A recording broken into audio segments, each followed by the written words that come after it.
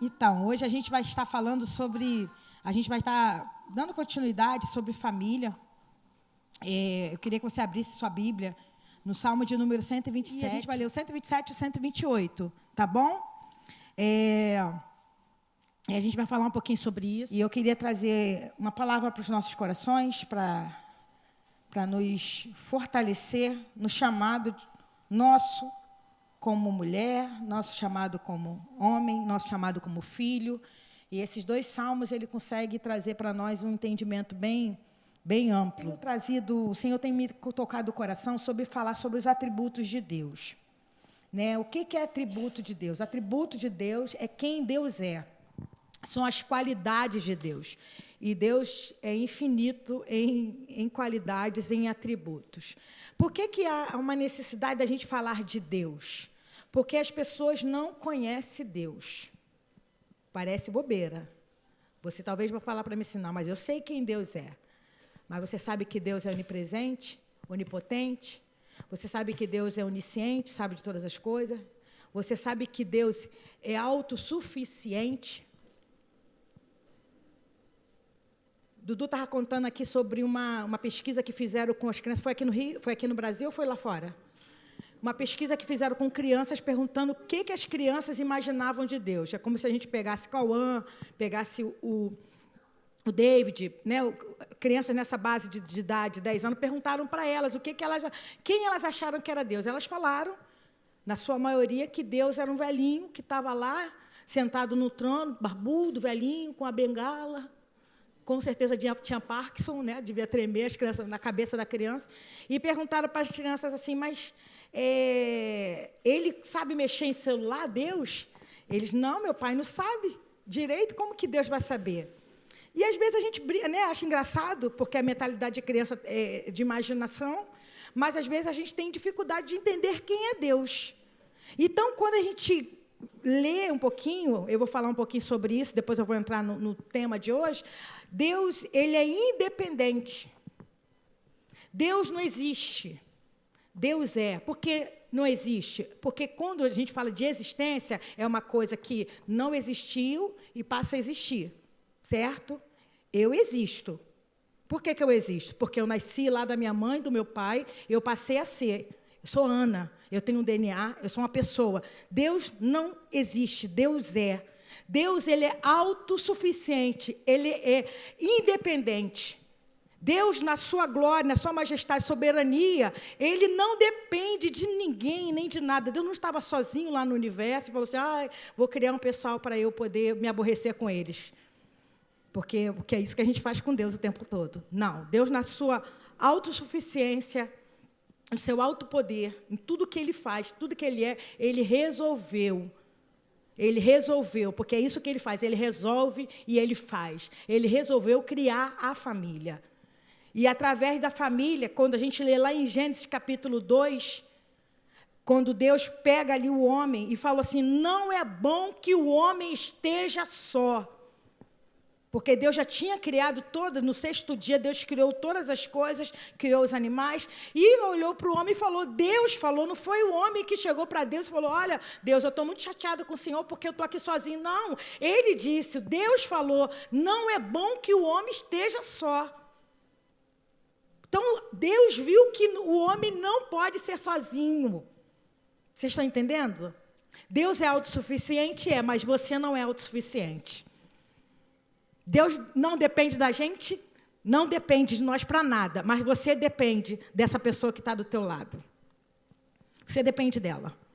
Por mais turrona, difícil que seja conviver. Por mais difícil que tenha essa convivência que a gente tem. Não pense você que existe uma família perfeita, que ali não tem problema. Não tem família perfeita. Amém, igreja? Vocês estão entendendo isso? A minha é, né, Dudu? Ai, só eu sei que eu vivo com esse homem. Né? É normal, essas ranhuras. Mas Deus falou, não é bom que o homem esteja só. E lá em Gênesis capítulo 2, versículo 24, fala assim, portanto, Deus criou o homem e a mulher e falou assim, portanto, deixa o homem pai e mãe e une-se à sua mulher. Adão e Eva tinham pai e mãe, gente, sim ou não? Por que Deus falou que o homem tinha que deixar pai e mãe? Porque ele já estava dando uma ordenança. Adão e Eva não tinham pai e mãe. O próprio Deus criou eles, acredito que já grande, já cresceram grande, já nasceram grande ali, formado por Deus. Mas o Senhor já deixou uma ordenança que não era bom que o homem estivesse só e que eles deveriam deixar pai e mãe e unir-se à sua mulher. E serão os dois uma só carne. E a gente sabe que dessa união de um homem e de uma mulher vem o quê? Vem os filhos, e os filhos dos filhos, e os filhos dos filhos dos filhos.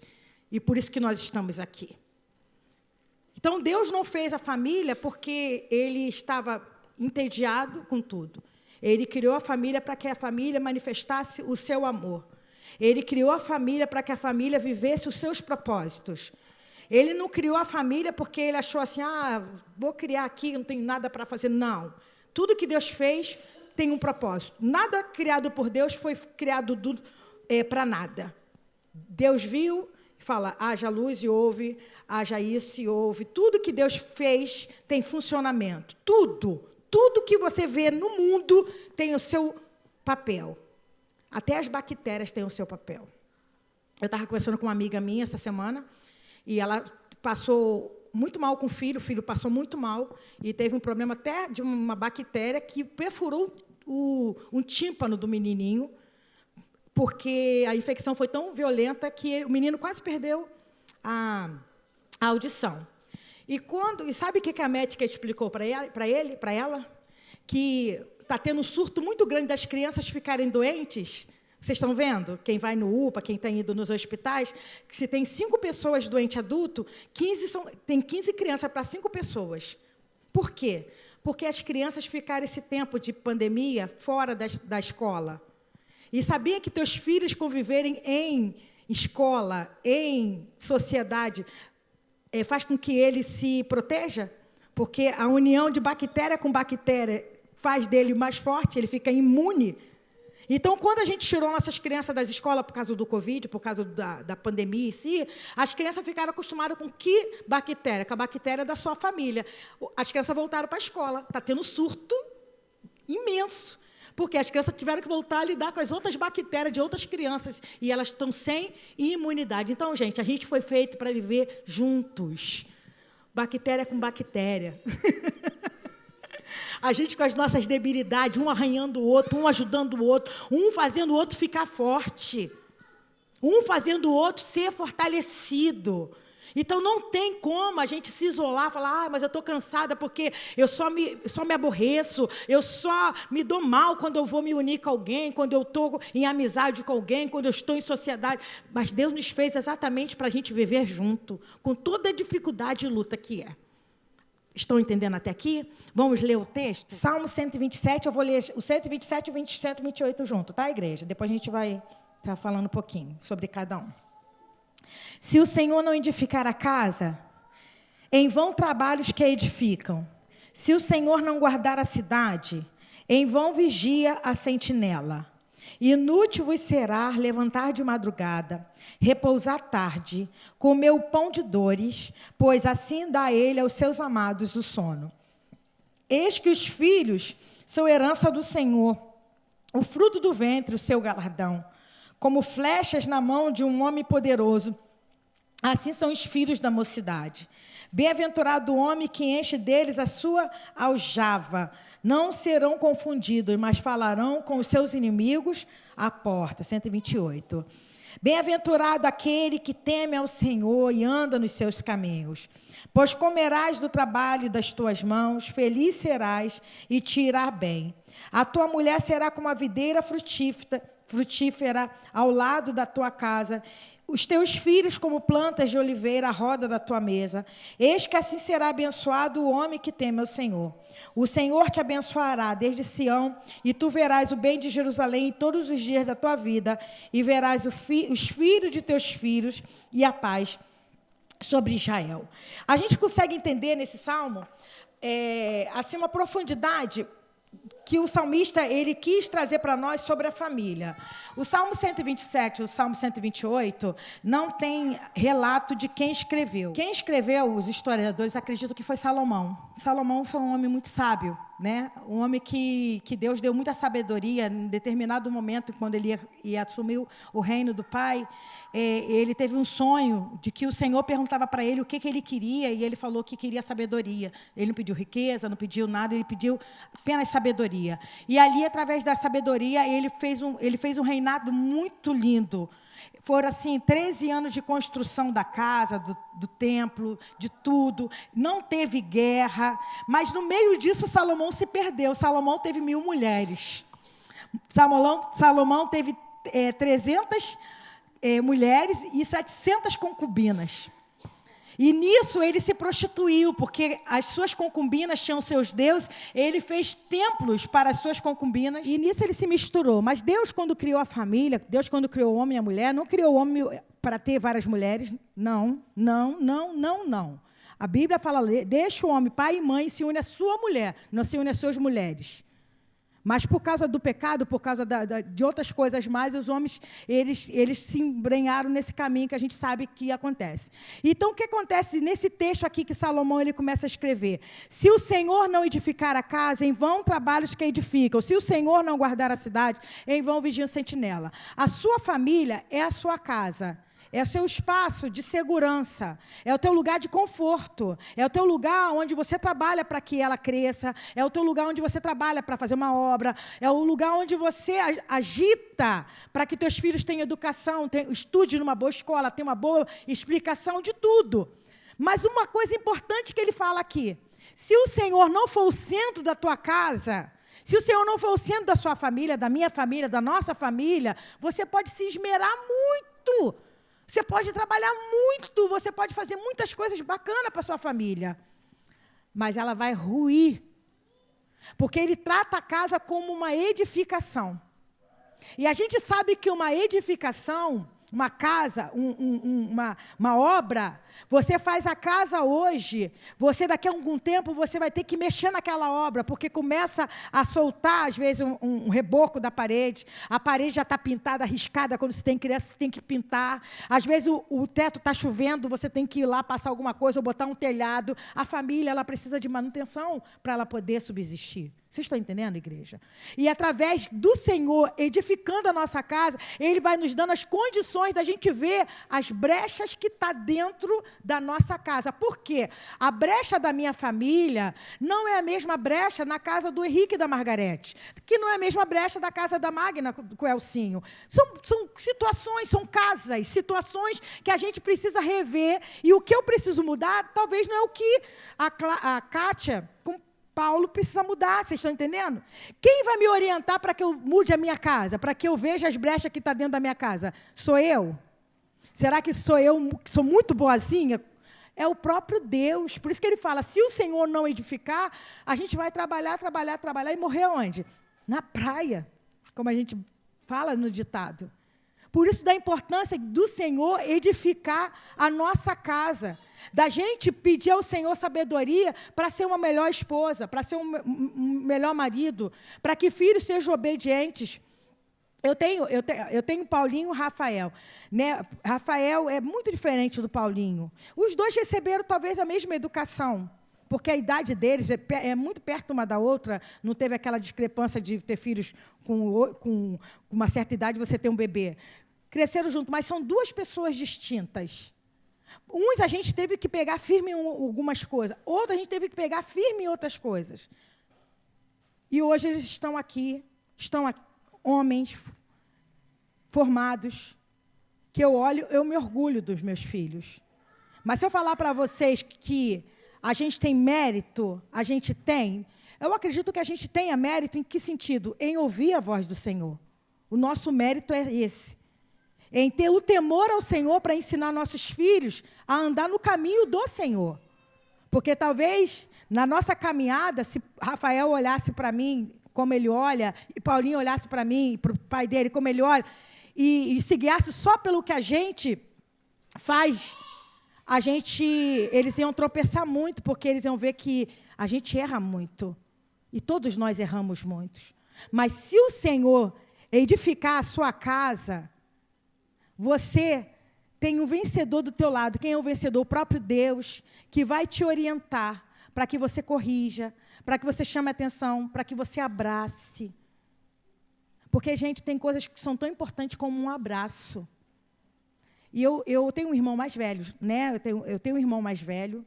Esse meu irmão, quando minha mãe se separou do meu pai, minha mãe me trouxe e deixou meu irmão dentro da casa, tirou todos os móveis, deixou meu irmão dentro da casa, sozinho, e veio embora comigo. Eu nunca conversei com meu irmão. Essa semana, sexta-feira, ele me ligou para falar algum negócio que a gente está resolvendo o problema do processo do meu pai, e ele começou a falar isso. Ele falou, irmã, eu não lembro não, mas eu me lembro que o pessoal conta que eu fiquei sozinha dentro daquela casa. Irmã, ele me chama assim, né? Ele fala, ele é meio truncão, ele é meio ogro. Ele fala, irmã, eu apanhei muito, irmã. Eu apanhei muito. Eu nunca, sabe quando que eu recebi um abraço da pessoa que criou ele, né? Sabe quando que eu recebi um abraço dessas pessoas que me criaram? No dia do meu casamento. E o meu coração doeu, eu falei, Jesus, meu irmão passou por isso. E eu falei, mas irmão, você não deixou, a criação na nossa casa foi muito difícil também, irmão. Foi uma criação bem difícil. Ele, irmã, eu queria receber um abraço. Eu recebi um abraço no dia que eu casei. Irmã, sabe o que eu gostava quando você ia lá para a minha casa no final de semana? Porque naquele final de semana que você estava lá na minha casa, que eu sempre ia, final de semana, eu sempre passava lá na casa dele, né? Onde ele morava. Porque ele falava que quando eu passava lá, ele não apanhava. Então, era sábado e domingo que ele não apanhava, porque eu estava lá. E ele falou que quando eu ia embora, voltava, aquelas coisas, e eu fiquei pensando, gente, um abraço. E, às vezes, Deus tem nos chamado, a gente tem edificado a nossa casa, gente, achando que, dando tudo para o nosso filho, a gente está fazendo bem. Não está fazendo bem, não, igreja. Às vezes, um celular de última geração é uma coisa que alegra, claro que alegra. Se eu perguntar para o David, o que é que tu quer ganhar, David? Um abraço ou um celular, um iPhone 11? Ele vai falar, ô, pastora, um iPhone 11. Não é verdade? Mas, às vezes, gente, um abraço é mais importante do que um iPhone 11. Sentar para ouvir, que às vezes a gente está tão corrido, às vezes a gente sentar assim com a criança, olhar nos olhos dela e ouvir como foi teu dia hoje. Às vezes eu estou tão agitada que, Rafael, eu estou falando contigo, você não está me ouvindo, mãe. Eu falei, é verdade. Que a gente fica tão agitada assim, mas às vezes sentar para ouvir, olhar nos olhos e falar, fala, filho, o que você quer? Fala. É tão importante, gente, vai marcar tanto uma pessoa, como as coisas ruins também marcam muitas pessoas. E eu nunca tinha ouvido o meu irmão, e ele falou isso. E o meu irmão é bem ferido, sabe? Meu irmão é bem ferido. Ele tem 48 anos, né? Ele é bem ferido. E ele só teve um filho por conta disso, que ele ficava comigo. Como que eu vou dar amor? Ele só quis ter um filho, porque eu não tenho para dar. Está entendendo? Eu não tenho para dar. Mas, graças a Deus, igreja, vocês hoje estão ouvindo uma palavra que o Senhor quer edificar a sua casa.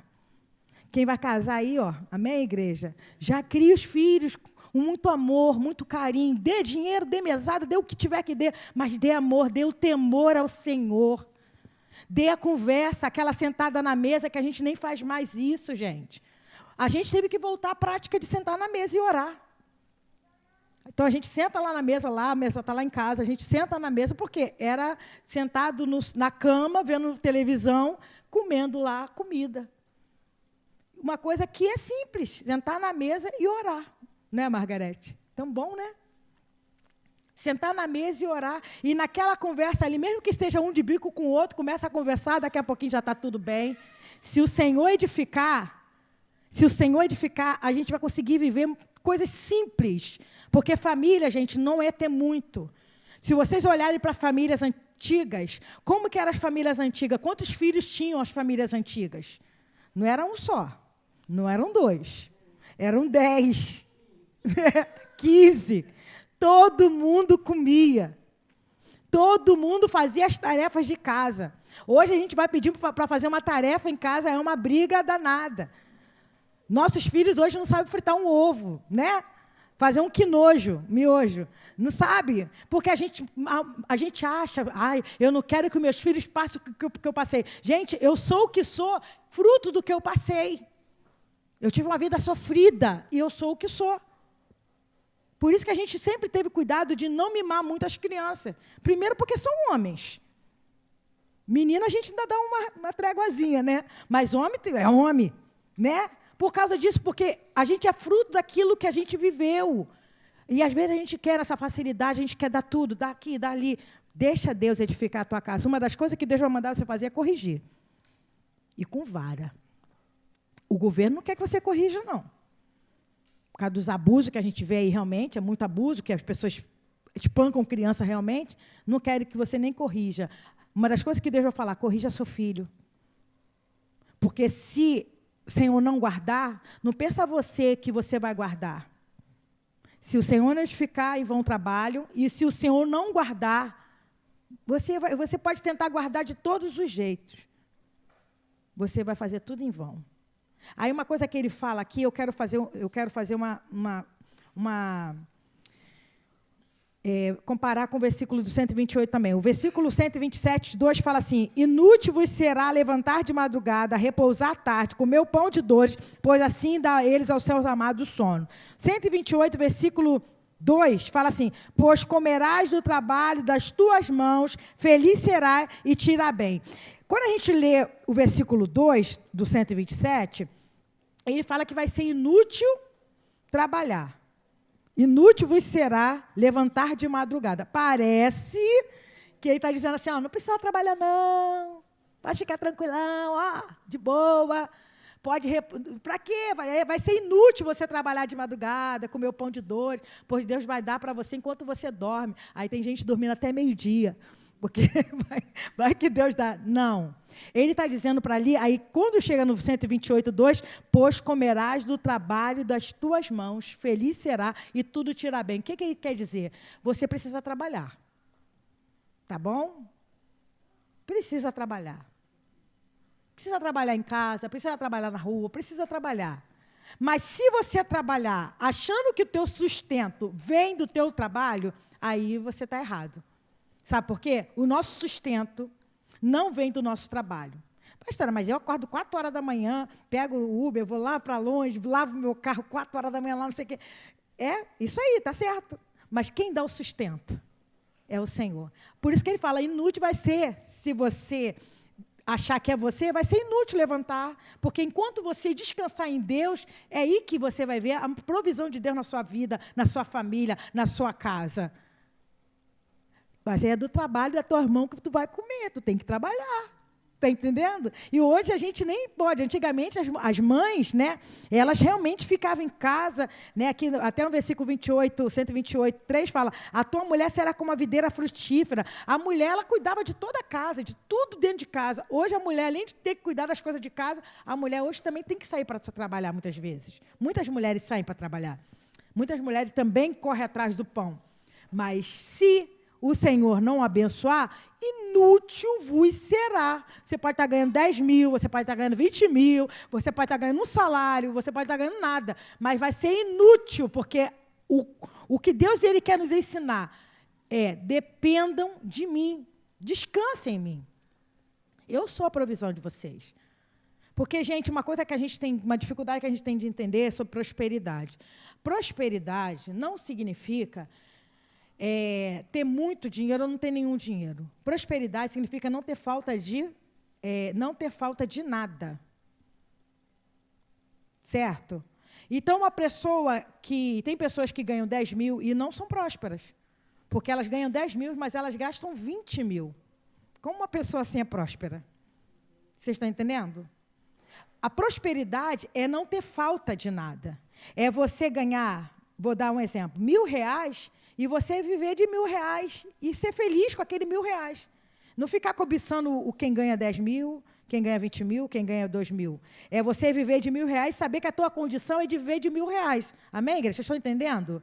Porque tem gente, o problema nosso da sociedade hoje é exatamente esse. A gente não se contenta com o que a gente tem. A gente sempre é descontente. Quando você é descontente, isso provoca em você uma vontade de crescer, de estudar, de abrir um negócio, de fazer um empreendimento, legal. Glória a Deus. Tá, bênção. Agora, quando você é descontente e fica, sei lá, com a boca reganhada, esperando a morte chegar e não faz nada, e só fica invejando o outro, isso é pecado, isso é errado. O que o Senhor tem nos chamado? Trabalhe. E fique feliz com o que você tem.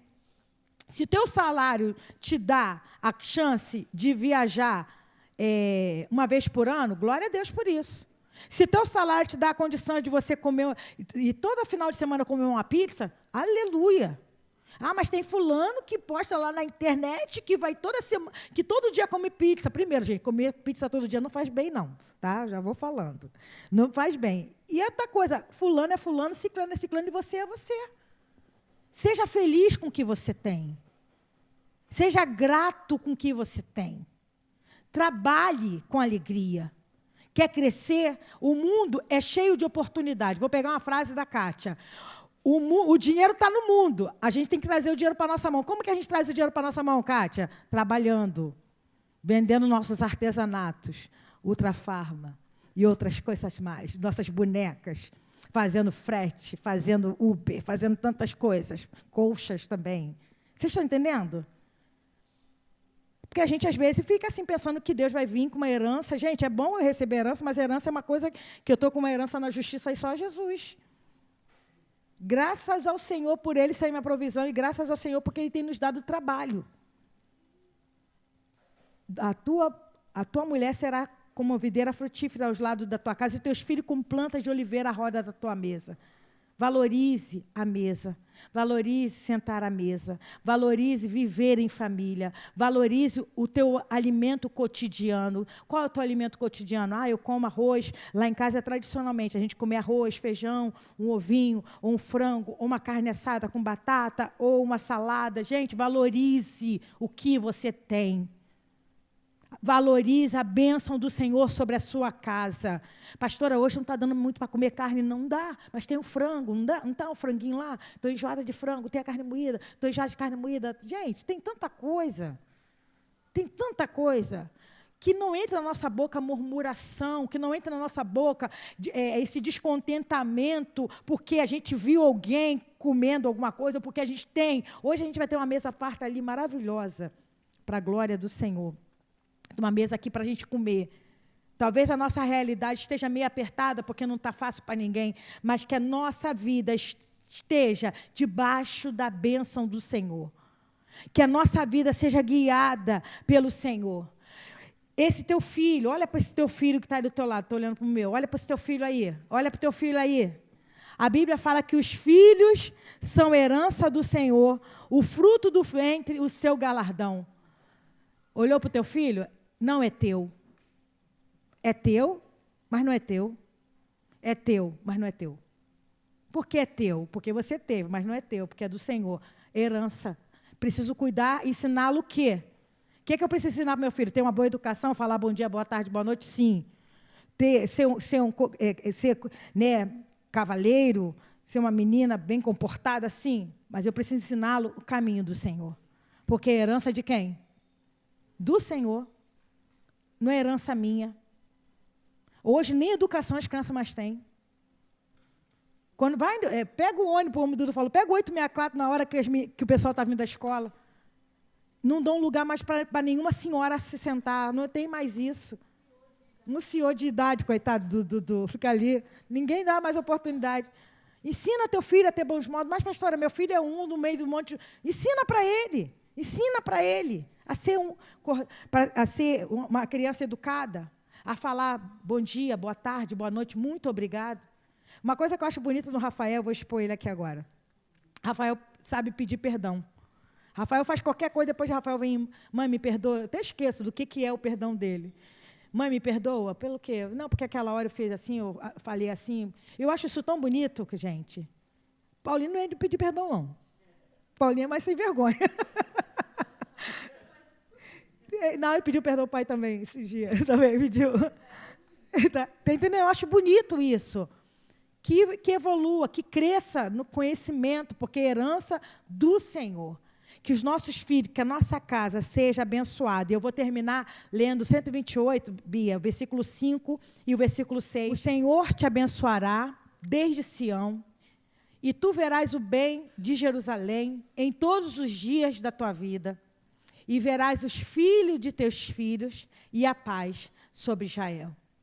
A importância que se há de quando entendemos que a nossa família ela é bem-aventurada, que a nossa família é a família do Senhor, e que essa bênção não está só sobre mim.